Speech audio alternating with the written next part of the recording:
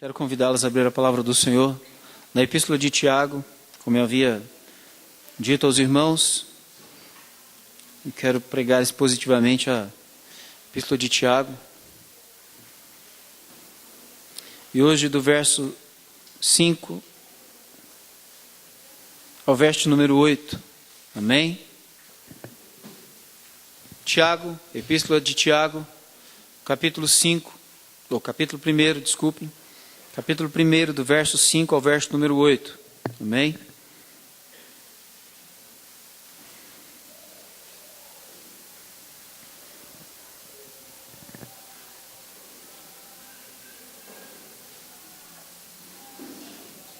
Todos encontraram o texto da palavra de Deus? Diz assim a palavra do Senhor nosso Deus, que é todo-poderoso.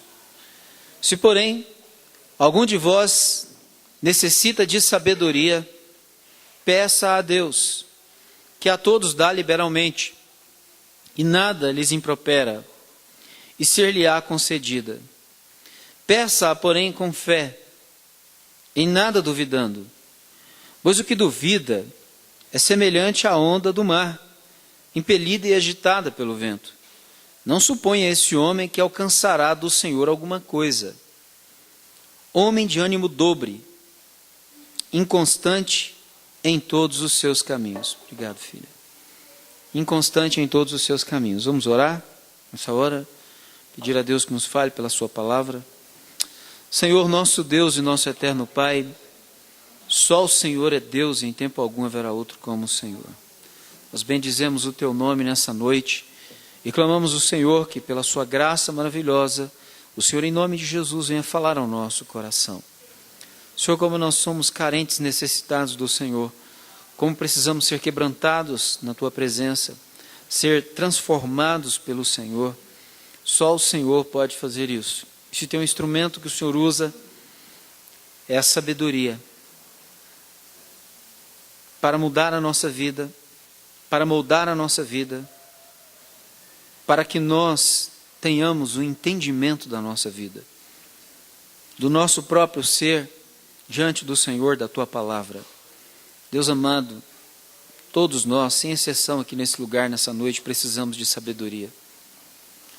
E eu te dou graças porque o Senhor está disposto a dar sabedoria àqueles que clamam ao Senhor e pedem pela sabedoria, clamam por ela. E nós te clamamos nessa hora, Senhor.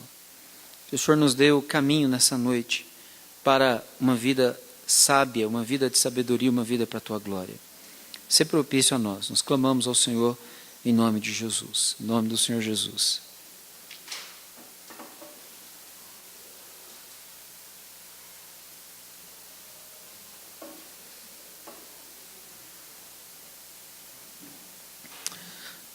Meus amados irmãos, quando nós meditamos, há 2 domingos atrás, nos 4 primeiros versículos, nós pensamos sobre a questão da perseverança no meio das tribulações e das provações que nós enfrentamos na vida.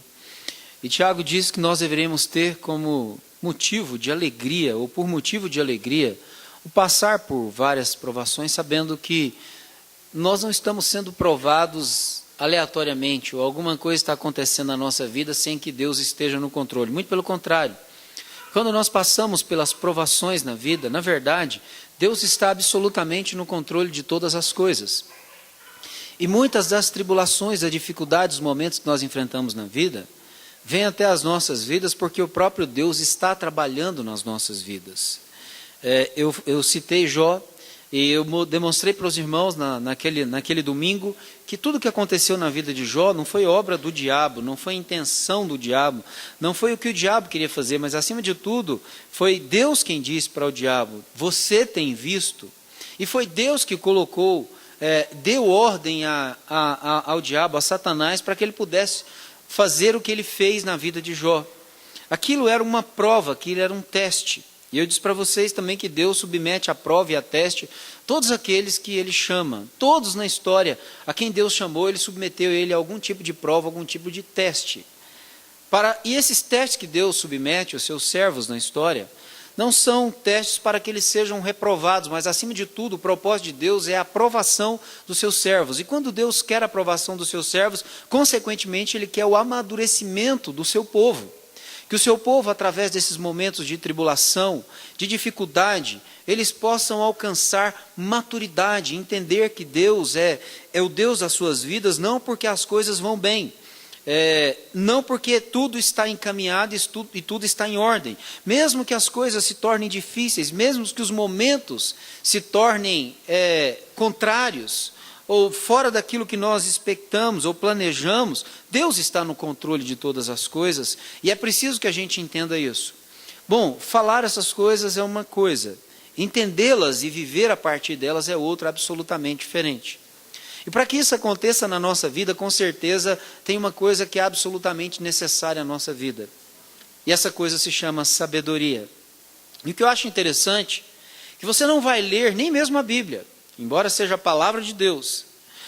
A simples leitura e o conhecimento, vamos assim dizer, daquilo que está escrito na Bíblia, não vai te fornecer a sabedoria. Entendam. Por que eu digo isso? É lógico que para ter sabedoria é preciso conhecer a Bíblia. Mas o simples ler e conhecer as Escrituras não vai trazer à sua vida a sabedoria. Eu sei que muitos agora devem estar pensando, mas tem alguma coisa errada com isso que o pastor está falando. Não, claro que não, porque veja bem, se por algum de vós necessita de sabedoria, o que diz que é para fazer? Então é preciso pedir a Deus. Significa que se alguém deseja a sabedoria, esse alguém precisa orar. Sabedoria não é alcançada simplesmente com conhecimento. O conhecimento é o entendimento das coisas, é a busca pela compreensão das coisas. Mas a sabedoria é a capacidade de Deus para nós usarmos aquilo que nós conhecemos para a glória de Deus.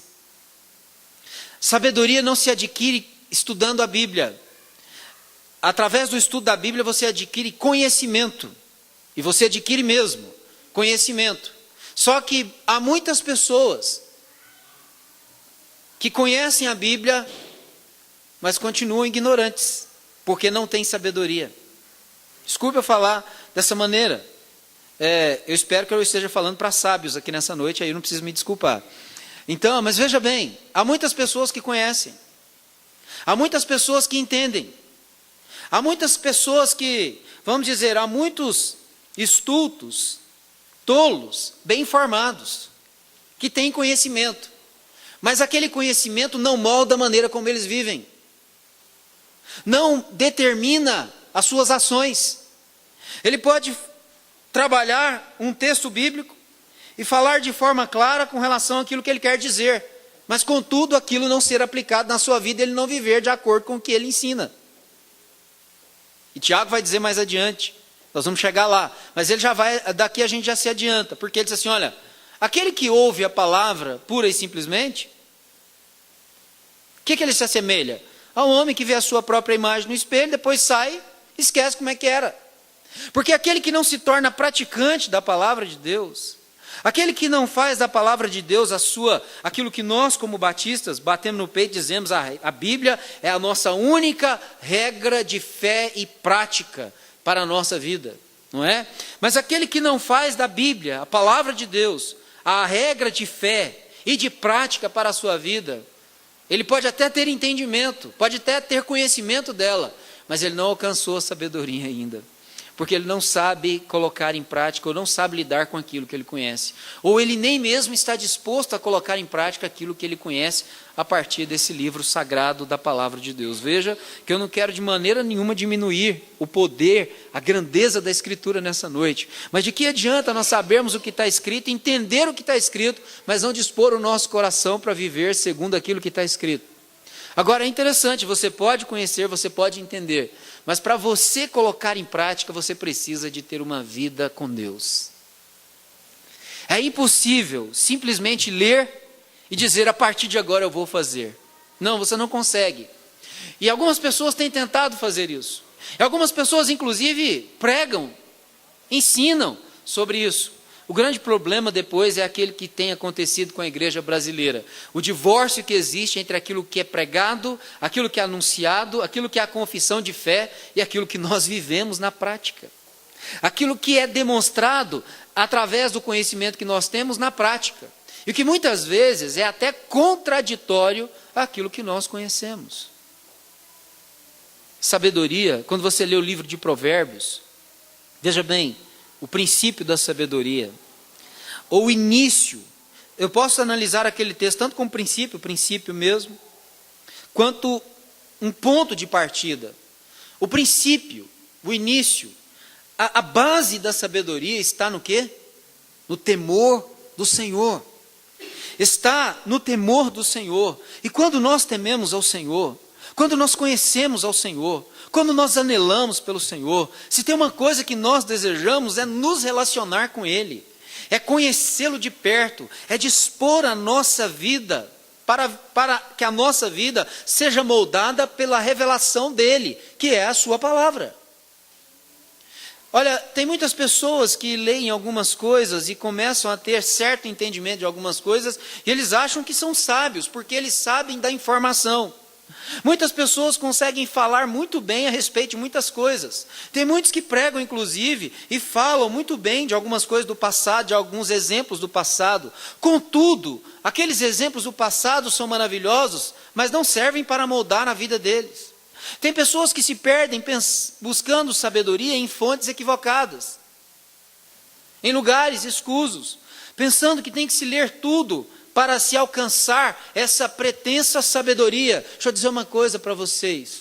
Você só vai poder encontrar sabedoria de fato, primeiro, na palavra de Deus. A fonte de toda a sabedoria, de todo o conhecimento, de todo o entendimento, é a palavra de Deus. Mas você precisa de ter uma vida com Deus para que essa sabedoria molde a sua vida. Se não houver oração, não há sabedoria. Não há sabedoria. Por que não há? Porque Tiago está dizendo, se algum de vós necessita de sabedoria, faz o quê? Peça a Deus. Significa, você deseja ter uma vida sábia, uma vida com entendimento, uma vida que você possa entender o que está acontecendo, que você possa fazer uma leitura das coisas a partir daquilo que você vê, as pessoas que você se relaciona, a igreja, o mundo, o trabalho, o estudo. Você quer entender a vida e essa rotina que esse mundo já vive nela há quantos anos? Há quantos séculos? Você quer entender o movimento da história? Você quer entender as coisas? Você precisa de ter uma vida com Deus. Não é o estudo de psicologia, ou mesmo da filosofia, que vai te fazer entender quem é o homem e o que ele precisa. Sabe onde é que você vai entender o homem e o que ele precisa? Na Bíblia. Por quê? Porque foi Deus quem o criou, e é Deus quem o sustenta. Então, se o homem quiser conhecer o homem, ele precisa conhecer a palavra de Deus e o Deus da palavra. O problema é que alguns estão muito preocupados com o conhecimento da palavra de Deus, mas não conhecem profundamente o Deus da palavra. Aquele que revelou-se a si mesmo através desse livro que nós temos na mão. E quando nós conhecemos a Deus é que a nossa vida muda. Não é quando nós conhecemos simplesmente a palavra de Deus, mas é quando nós conhecemos a palavra de Deus e o Deus da palavra, porque a palavra de Deus é a revelação que Deus faz de si mesmo à nossa vida. De nada adianta conhecermos textos bíblicos. Eu era assim na minha mocidade, eu tinha um desejo muito grande de conhecer a palavra de Deus, e sabe o que eu fazia? Entendia que assim eu ia conhecer muito a Bíblia. Eu decorava longos textos da palavra de Deus, eu recitava aqueles textos de cor. Eu falava, agora eu conheço a palavra de Deus, agora eu sei o que está escrito. Realmente, eu sabia o que estava escrito, mas eu não conhecia o sentido, o que aquilo queria dizer, qual era o significado daquilo. E olha que eu estudei e estudo para conhecer. Eu estudei, fiz um seminário, fiz o bacharelado em teologia, eu já fiz um curso de mestrado em exposição bíblica do Novo Testamento, mas eu continuo entendendo que a forma de eu realmente entender a vida é através dos joelhos dobrados diante da presença de Deus, é através de uma vida na busca pelo entendimento e pela sabedoria que só Deus pode conceder à vida de um homem. Olha que eu gosto de estudar, minha esposa está aqui, pode testemunhar isso para vocês.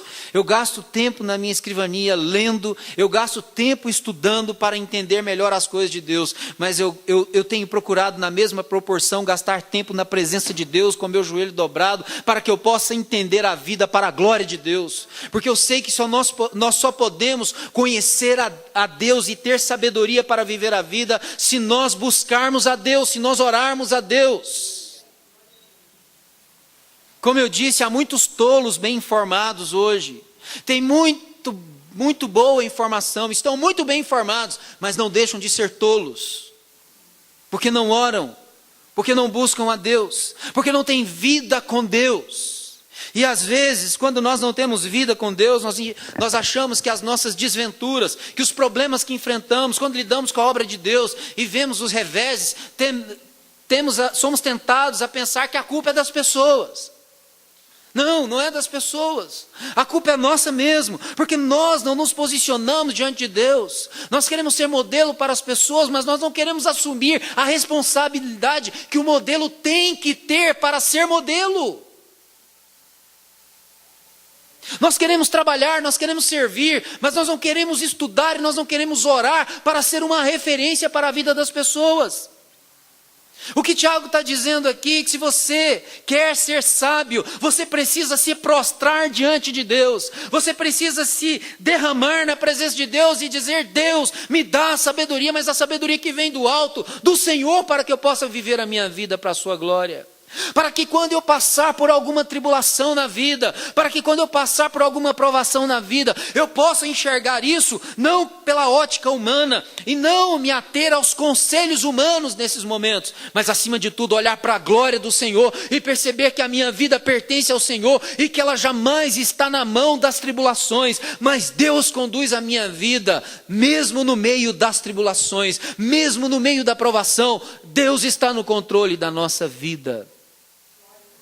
Veja bem que Jó teve, agora eu não vou falar tanto do sofrimento dele, mas eu acho interessante esse ponto, porque os amigos de Jó, no princípio, o que nós podemos perceber é uma amizade verdadeira. Eu não sei se você teve alguém na sua vida, no momento difícil que você passou, que foi lá, sentou 7 dias com você sem falar nada e ficou ali escondoendo com você por causa da sua dor. Os amigos de Jó ficaram 7 dias, eles ficaram ali junto dele, pensando e, vamos dizer, junto com ele. Mas quando abriram a boca, eles falaram muitas coisas. E eles queriam identificar, acima de tudo, que o problema de Jó, eles identificaram isso, que o problema de Jó era pecado. E que tudo aquilo que ele estava passando era resultado do pecado. Mas veja bem, Jó, ele não se deixa levar pela teologia dos seus amigos. Quantas pessoas hoje se deixam levar por qualquer vento de doutrina que aparece, sabe por quê? Primeiro porque não conhecem a Bíblia, e depois porque não buscam a Deus, para ter de Deus o conhecimento, para ter de Deus a sabedoria. E aí qualquer ventinho de doutrina que aparece é levado. Jó não, vocês não estão certos não. Eu sei qual era a minha vida com Deus. Não que eu não seja pecador, mas eu sei qual era a vida que eu tinha com Deus. Vocês não vão conseguir alcançar o meu coração com essa teologia de vocês, não. Vocês não vão mudar o que eu penso a respeito de Deus. E vocês não vão mudar o que eu tenho em relação ao meu relacionamento com Deus. Eu sei quem é Deus e Deus sabe quem eu sou. Ele não se deixa levar pela teologia dos seus amigos. Ele tem questionamentos, como todos nós. Mas ele não se deixa influenciar pela teologia equivocada dos seus amigos. Como muitos hoje, leem uma coisa, isso aqui é bom. Lê outra, não, agora já é isso aqui. Lê outra, ou seja, não tem uma firmeza. Sabe de onde vem a nossa firmeza? Vem do nosso desejo e da nossa disposição em conhecer ao Senhor, lendo a sua palavra, e do nosso joelho dobrado diante da presença dEle, dizendo: dá-me entendimento das sagradas escrituras, para que eu viva uma vida para a sua glória, Senhor. Dá-me entendimento. Nós queremos que os nossos filhos andem no caminho do Senhor. Digo aos pais aqui nessa noite: querem entendimento para viver a vida na presença de Deus. Querem entendimento para que os seus filhos amem e temam ao Senhor também. Mas deixa eu dizer uma coisa: seu filho te vê lendo a Bíblia, seu filho te vê orando, buscando a presença de Deus. Seu filho pode testemunhar que você é um homem de Deus, uma mulher de Deus. Um pai de Deus, uma mãe de Deus, que dentro da sua casa busca a Deus. Dentro da sua casa busca o conhecimento de Deus. Ele enxerga isso na sua vida, ele pode perceber isso na sua vida. É por isso que às vezes é difícil. Por isso que às vezes é atribulado. Porque nós queremos uma obra de Deus sem que a gente se comprometa com Ele. A gente quer ver Deus agir, mas quer ver o milagre, mas não quer nenhum comprometimento com o Deus que realiza o milagre. É muito da onda que está acontecendo nesse país hoje. Querem uma solução rápida, querem um grande homem de Deus que ore por eles e faça o impossível acontecer, sem que eles tenham que se comprometer muito, a não ser dar dinheiro para encher o bolso desse pessoal. Mas vida com Deus é bem distinta dessas coisas.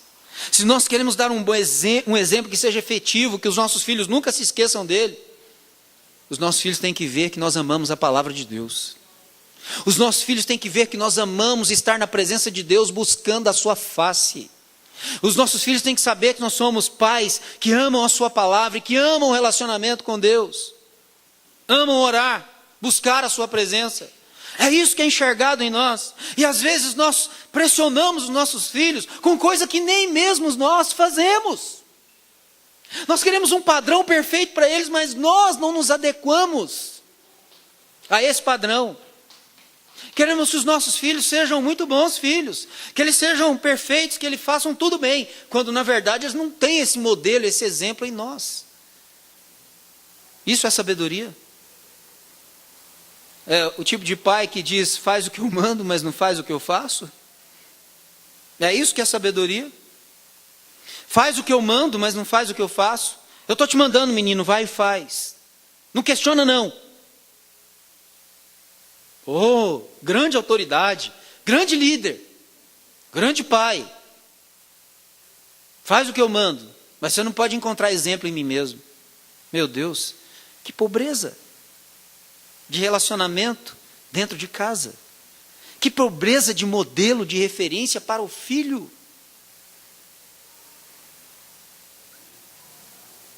Entendem isso?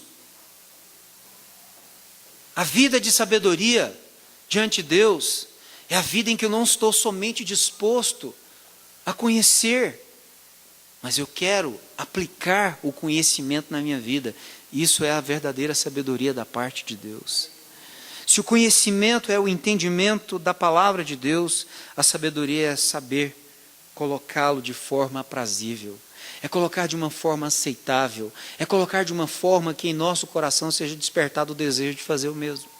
Ou se não quer fazer o mesmo, pelo menos entende uma coisa: eu tenho a responsabilidade de fazer isso. É o que Tiago diz aqui. Diz, olha, se porém algum de vós necessita de sabedoria, deixa eu dizer uma coisa para você. Vou fazer uma pergunta. Quem aqui não necessita de sabedoria? Levante a mão, por favor. Quem não necessita? Se todos nós necessitamos de sabedoria, então o que nós precisamos? Clamar a Deus. Temos que mudar a nossa atitude em relação a Deus. Conhecer a palavra de Deus é uma coisa maravilhosa, é. Mas de que adianta conhecer a palavra de Deus se nós não estamos dispostos a obedecê-la? Nós não estamos dispostos a colocá-la em prática na nossa vida, nos nossos relacionamentos, no nosso cotidiano, para a glória de Deus. Veja bem, o que Paulo vai dizer? Peça a Deus. E a coisa boa desse pedido e dessa oração é que se você pedir, você vai alcançar. Porque essa é a vontade de Deus. Veja bem o que Tiago diz. Que a todos dá liberalmente e nada lhes impropera. Ou seja, Deus não lança na sua face esse pedido. Ele não te cobra nada. Ele não põe na conta. Ele está disposto a dar. Entende? Isso não tem um preço. Só tem uma responsabilidade, que é a de buscar.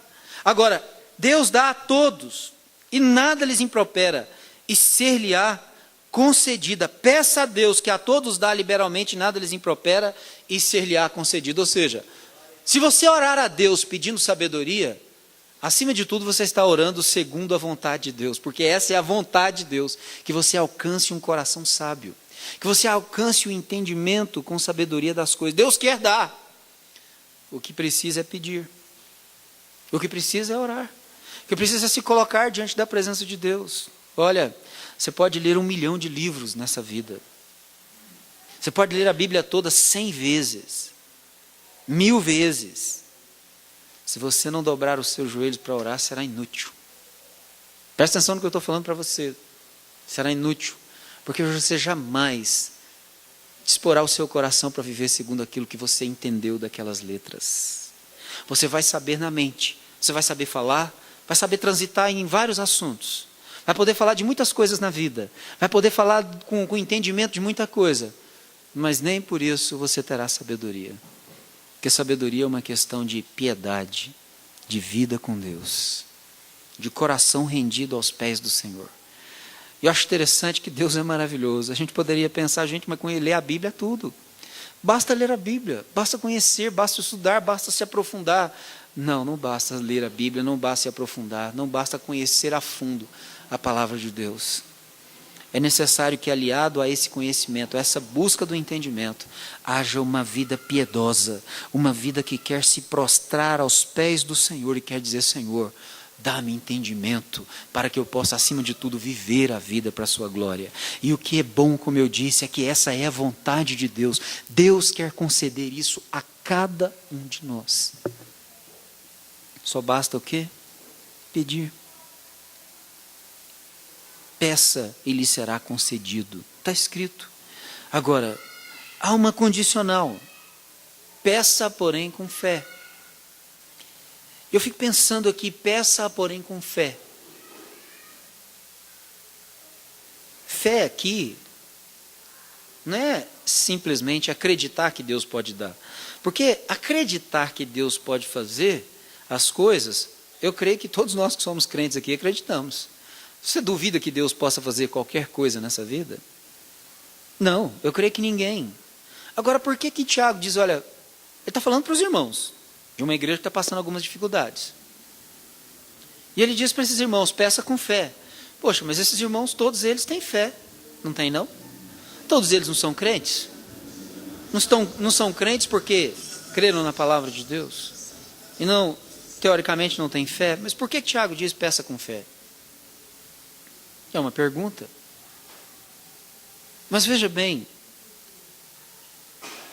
peça com fé. Qual que é a base para se ter fé? O conhecimento da palavra de Deus, não é verdade? É impossível ter fé sem conhecer a palavra de Deus. Porque a fé vem pelo ouvir a palavra de Deus. O ouvir pela palavra de Deus. Então, fé não é a questão de eu acreditei. Não. Biblicamente, fé é uma coisa racional, não é uma coisa milagrosa, supranatural, não, ou sobrenatural. Fé é uma coisa absolutamente racional. Esse livro aqui todinho, fala sobre fé. Todinho. Então é uma coisa racional. Eu leio e creio naquilo que está escrito nele. Nós lemos e cremos naquilo que está escrito nele. A fé vem por esse livro, e é por isso que eu digo que é uma coisa racional. Fé não é uma coisa de sobrenatural, não. De jeito nenhum. De jeito nenhum. Fé é crer no que está escrito. É crer no que Deus diz que vai fazer. É crer no que Deus diz para fazer. É crer e, acima de tudo, dispor o coração para obedecer segundo aquilo que Deus nos instrui pela sua palavra. Não tem esse negócio de coisa sobrenatural, não. Absolutamente não. Fé é uma coisa absolutamente racional. Nós cremos porque está escrito. Nós cremos porque Deus nos revelou através da sua palavra. Nós não cremos numa coisa que nós não conhecemos.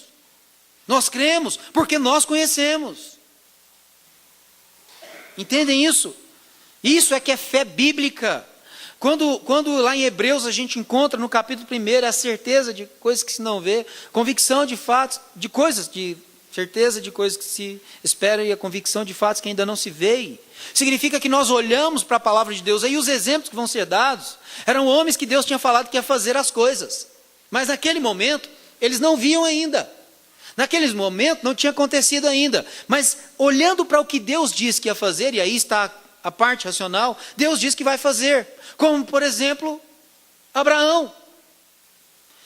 Abraão creu em Deus, isso lhe foi imputado para a justiça. Mas por que ele creu em Deus? Ele creu porque Deus se revelou a ele e disse assim: eu te darei um filho, e não vai ser o Damasceno Eliezer que vai ser o herdeiro, mas o herdeiro será o filho que eu vou te dar, que vai nascer da sua esposa Sara. Isso é absolutamente racional, não é verdade? Ou seja, ele creu naquilo que Deus disse que iria fazer. Não teve uma fé sobrenatural, supranatural, é simplesmente crer no que Deus disse. E a palavra diz que Abraão creu no que Deus disse, e isso lhe foi imputado para a justiça. Ele creu no que Deus disse, ele creu na palavra de Deus. E com 100 anos de idade, ele teve o seu Isaque nos braços, glória a Deus. Deus cumpriu a sua promessa. Mas o mesmo Deus que cumpriu a sua promessa, havia prometido outra coisa. O quê? Esse menino vai ser o seu descendente, e através dele é que vai se cumprir a promessa. Aí Deus um dia chega nele e diz assim: agora Abraão, faz o seguinte, oferece o seu filho, o seu único filho, em sacrifício. Mas ele poderia questionar: tem alguma coisa errada aqui, Senhor? Ou o Senhor ou eu estamos errados aqui. Porque pelo que eu entendi, o Senhor disse que esse menino é o descendente. Através desse menino é que vai se levantar uma descendência para cumprir o propósito que o Senhor disse que tem para a minha vida. Então, tem alguma coisa errada. Não, Abraão não fala nada. Ok, Senhor, é para sacrificar o menino? Vamos lá. E aí ele fala para os servos dele, aí está a fé. A fé na palavra de Deus, na primeira coisa que Deus falou. O que Deus disse? Aquele menino seria o descendente. O que Deus disse lá em Gênesis 15? É desse menino que eu vou te dar, que vou levantar a descendência, para te dar uma geração mais numerosa do que as estrelas do céu. Entendem? E o que acontece? Ele fala para os seus servos quando vai para o sacrifício do menino: fica aqui, que eu vou lá com o menino adorar, e depois nós voltaremos. Qual era a convicção de Abraão? Segundo a palavra de Deus, que ele iria com o menino e ele iria voltar. Não tem nada de sobrenatural nisso. Simplesmente ele está fiado na palavra de Deus, na promessa que Deus fez. Que aquele menino era o descendente, e que daquele menino Deus cumpriria as promessas. Ele vai, e ele vai oferecer o menino. Mas, como está escrito em Hebreus, crendo que Deus era poderoso mesmo para ressuscitá-lo, porque aquele era o menino que Deus havia prometido que seria o descendente da promessa. Pedir com fé é ter a convicção de que Deus vai conceder, porque essa é a sua vontade. Pedir com fé é entendimento da palavra, é acima de tudo dizer: Deus, eu estou te pedindo isso aqui, por quê? Porque eu quero que a minha vida seja moldada pelo conhecimento que o Senhor já tem me dado da palavra. Muitas pessoas não pedem com fé, porque elas não pedem sabedoria para obedecer a Deus. Elas querem ter, parece que um conhecimento acima da média. Elas querem ser aquelas pessoas que têm o entendimento da Bíblia, parece que acima da média. Eles querem conhecer simplesmente. Eles não entendem que sabedoria não é para isso. Não é para promover pessoas. Não é para promover ícones e nomes. A fé, ou a sabedoria, é para promover a glória de Deus. A sabedoria é para manifestar a grandeza de Deus. A sabedoria é para mostrar: olha, os valores de Deus são os melhores valores. Os princípios de Deus são os melhores princípios. A palavra de Deus é o melhor ensinamento e o melhor entendimento para a vida do homem. É para isso que nós precisamos de sabedoria. E ao passo que nós entendemos isso, quando lidamos com as dificuldades, com as provações, com as tribulações, nós crescemos e amadurecemos. Por quê? Porque mesmo como aconteceu com Abraão, que teve que levar o seu filho ao sacrifício, ele sabe de uma coisa: Deus está no controle de todas as coisas. Abraão, ele é um homem maduro em Deus agora. Ele é um homem amadurecido, um homem experiente. Ele sabe de uma coisa: Deus está no controle de todas as coisas. E aquilo que ele diz que ele vai fazer para a sua glória.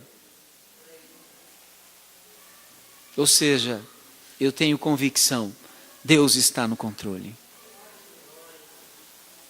Deus está no controle. A minha vida não está sujeita aí às circunstâncias da vida, não. Claro que não. Minha vida está nas mãos do Senhor. Deus controla e governa todas as coisas. Peça, porém, com fé, em nada duvidando. Agora preste atenção ao se aproximar de Deus. Não duvide de Deus. Não duvide do que Deus pode fazer. Não duvide que Deus realmente pode conceder uma vida assim. Pois o que duvida é semelhante à onda do mar.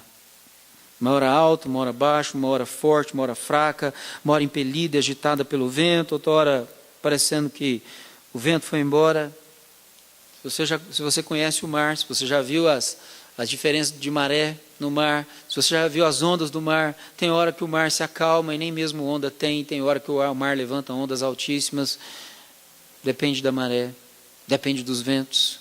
Impelido e agitado pelo vento, ou seja, tem um vento que sopra, eu vou, tem um vento que para, eu paro, ou seja, não há uma constância, uma vida vivida na presença de Deus com constância, uma vida vivida na presença de Deus realmente entendendo o propósito de Deus, entendendo e crescendo nesse entendimento, nesse conhecimento de Deus, e deixando a vida ser moldada a cada dia por esse conhecimento, por esse entendimento, e colocando isso na maneira como nós vivemos. É uma pessoa, como diz aqui, não suponha esse homem, aqui no sentido genérico, claro, que alcançará do Senhor alguma coisa. Por quê? Porque é um homem de ânimo dobre, inconstante em todos os seus caminhos. Sabe o que é isso aqui? É um homem como se ele tivesse duas almas. É um homem de lealdade dividida. É um homem que não é fiel. Um homem, e é lógico, como eu disse, genérico aqui, homem e mulher que não mantém a sua fidelidade. Ele anda com Deus, mas está com o olho em outras coisas. Anda com Deus, mas o mundo ainda está dentro do seu coração. Quer andar com Deus e ainda alimentar o mundo dentro de si. Os desejos mundanos, as perspectivas mundanas da vida. Ele quer o conselho da palavra de Deus, mas ele quer o conselho que alguém tem para dar para ele, numa perspectiva absolutamente humana. Olha, esse homem não julga que vai alcançar alguma coisa do favor de Deus sobre a sua vida, especialmente no que diz respeito à sabedoria. Porque Deus não pode dar uma coisa para uma pessoa que não vai lhe ser suficiente. Para que dar sabedoria a alguém que na hora difícil, na hora da tribulação, vai buscar o conselho também na sabedoria humana, no entendimento, na perspectiva humana das coisas? Para que Deus dá sabedoria a esse tipo de pessoa? Deus vai dar sabedoria a pessoa, sabe qual tipo de pessoa? Aquela que, independentemente das circunstâncias, ele quer viver segundo Deus, para a glória de Deus, em obediência a Deus. Que ele já não tem mais aqueles conceitos, mas meu pai me dizia, minha avó me dizia, bisavó dizia. Não, ele não vive mais pelo conceito da bisavó, não vive mais pelo conceito da avó, do conceito familiar. Porque os conceitos e os preceitos que organizam e dirigem a sua vida agora, são aqueles revelados pela palavra de Deus.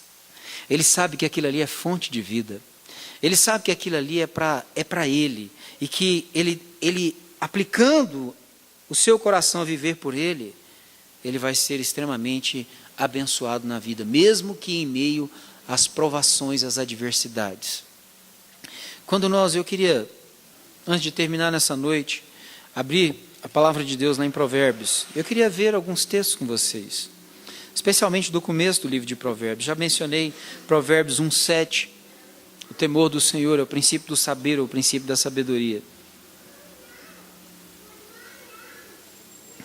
Veja bem,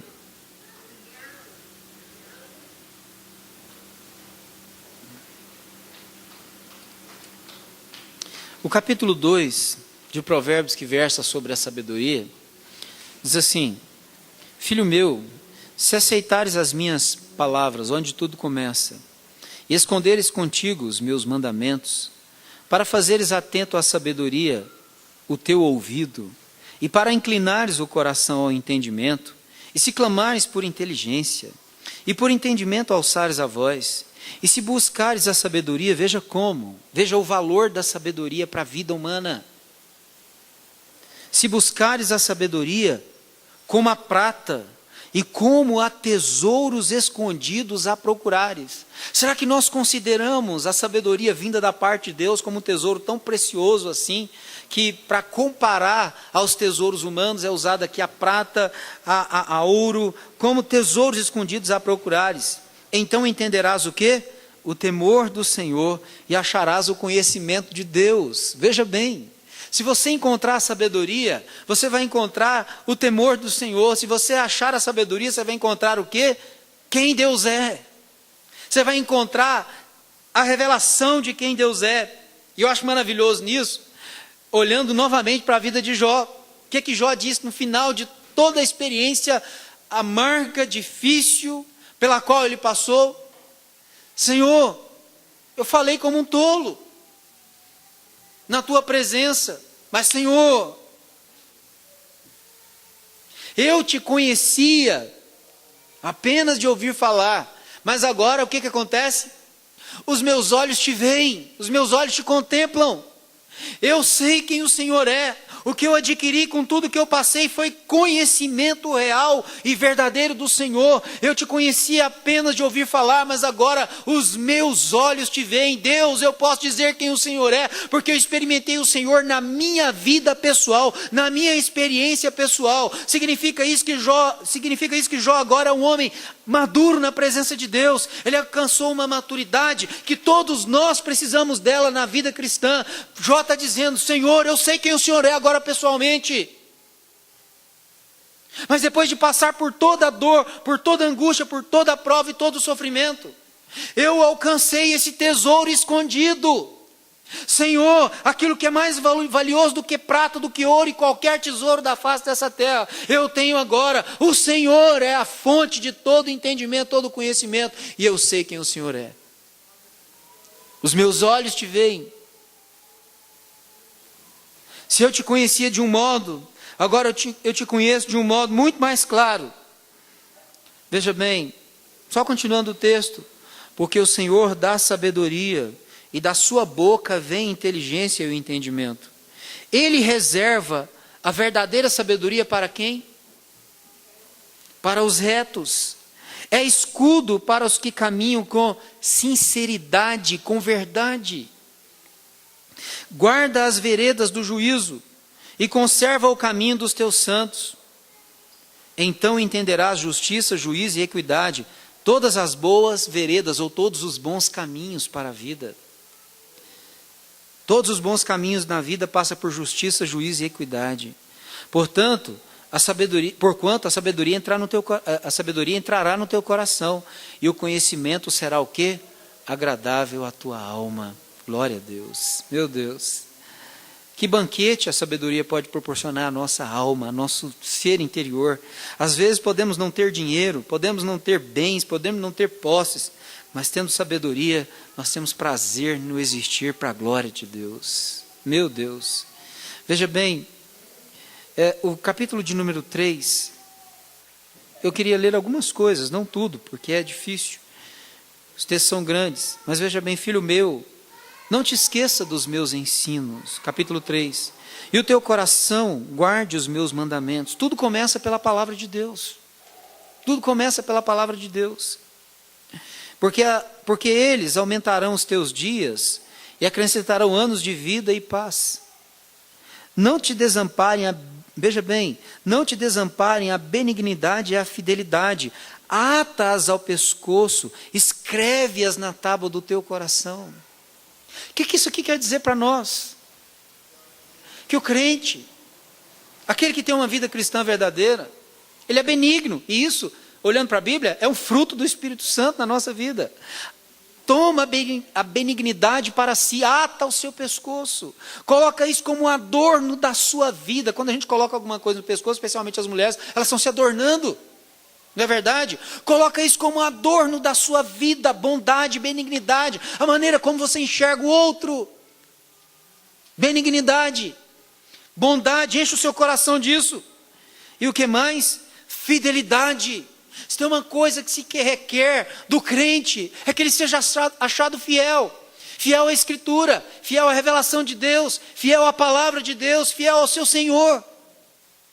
Fiel àquilo que Ele diz, aquilo que ele propaga, aquilo que ele prega, aquilo que ele anuncia. Fiel ao testemunho que ele mesmo dá. Fiel, fidelidade. Ata isso ao pescoço, coloca essa bondade em relação ao outro, e essa integridade, essa fidelidade a Deus e aos seus propósitos, faz disso o adorno da sua vida. E acharás o quê? Graça e boa compreensão, não só diante de Deus, mas também diante dos homens. O que vai fazer com que os homens admirem a nossa vida são essas coisas adornando a nossa vida. Tem pessoas que querem ser admiradas pelos homens por causa da posição que elas ocupam. Não é ocupar uma posição que vai causar admiração. Isso é do mundo. O mundo admira suas celebridades. Por quê? Porque eles ocupam uma posição tal de celebridade. No reino de Deus, não. O que faz com que um homem seja respeitado, o que faz com que um homem e uma mulher sejam admirados, é aquilo que adorna a vida deles. É quando a sabedoria de Deus alcança a sua vida de tal maneira que o adorno das suas vidas é essa benignidade, essa fidelidade ao Senhor. Essa pessoa acha graça diante de Deus. Deus tem prazer em usar essa pessoa, em dar entendimento da vida para ela, diante da sua presença e também diante dos homens. E veja bem, o verso 5, confia no Senhor de todo o teu coração. E não te estribes, ou não te apoies, ou não se sustente sobre o seu próprio conhecimento, sobre aquilo que você acha que é sabedoria, sobre aquilo que você imagina que seja sabedoria. Não faça isso. Você destruiria a si mesmo. Você destruiria a sua vida, destruiria a sua alma, destruiria os relacionamentos em torno de você. Porque todo conhecimento humano e sabedoria humana acaba distanciando os homens, uns dos outros. A prova disso é o que nós temos vivido hoje, esse mundo hedonista, em que se vive para o seu prazer. E quando se vive para o seu prazer, o que caracteriza o homem então é o egoísmo. Então ele se relaciona com o outro para tirar proveito dele para si. Quando nós nos relacionamos com Deus e alcançamos sabedoria, nós nos relacionamos com o outro para abençoar a sua existência, para servi-lo, para ser uma bênção na vida dele. Esse é o conhecimento de Deus, essa é a sabedoria vinda da parte de Deus. E veja bem, reconhece-o em todos os teus caminhos, e Ele endireitará as tuas veredas. Será que Deus ele pode opinar em todas as áreas da nossa vida? E olha que nós temos muitos caminhos na vida, nós temos muitas veredas na vida, nós temos muitas vias na nossa vida. Nós temos assim reconhecido o Senhor em cada uma delas. Nós temos colocado cada uma delas diante do Senhor, apresentado cada uma delas diante do Senhor, para que Deus nos conduza em cada uma delas, para que Deus nos oriente em cada uma delas. Entendem isso, meus amados irmãos? Passa por aí. E aí, se você leu o livro de Provérbios até o capítulo de número 9, você vai ver o testemunho maravilhoso da sabedoria. Eu não vou ler tudo, mas eu vou deixar para a curiosidade dos irmãos nessa noite e a sua disposição para conhecer a palavra de Deus. Até porque eu imagino que, segundo a palavra de Deus, o que os irmãos almejam para a sua vida é sabedoria, não é? É viver a vida com entendimento. E viver a vida com entendimento é viver a vida sob a perspectiva da soberania de Deus. Saber que Ele está no controle de todas as coisas e governa e realiza todas as suas obras para a sua glória. E mesmo quando Ele escolhe pegar um de nós aí, em algum momento da nossa vida, e trazer a luta, trazer a tribulação, trazer a provação para a nossa vida, por isso que Tiago então diz, veja isso com bons olhos, tenha nisso um motivo de se alegrar, porque quando Deus fizer isso com a sua vida, Ele quer fazer uma coisa, Ele quer te amadurecer, Ele quer te fazer crescer, Ele quer te fazer conhecê-lo mais de perto. Então tenha motivo de alegria, porque passando pelos vales da vida, passando pelas dificuldades da vida, depois quando for aprovado, nós vamos ver isso na semana que vem, se Deus quiser, você vai sair do outro lado dizendo, agora como Jó, eu te conheço pessoalmente, Senhor, meus olhos te veem. Agora está melhor, está mais claro a minha visão a respeito de quem é o Senhor. E quando nós temos essa visão mais clara de Deus, nós passamos a crer muito mais naquilo que Deus pode fazer através da nossa vida. Acaba que a gente dispõe mais a vida na presença de Deus para servi-lo melhor. Que Deus faça isso na nossa vida. Que Deus faça de nós uma igreja que busca sabedoria e, consequentemente, busca ao Senhor. Que ora, que dobra os seus joelhos e diz: Deus, eu quero conhecer a Tua palavra, mas eu quero sabedoria para entender a Tua palavra, porque eu quero colocá-la em prática na minha vida para a Sua glória. Quero que ela caracterize o meu viver na Sua presença, que ela conduza a minha mente, que ela conduza não só a minha mente, mas ela conduza também o meu corpo para as ações para a Sua glória. Vamos orar ao Senhor nessa noite. Depois nós vamos passar a ministração da ceia do Senhor. Senhor, nosso Deus e nosso eterno Pai, só o Senhor é Deus.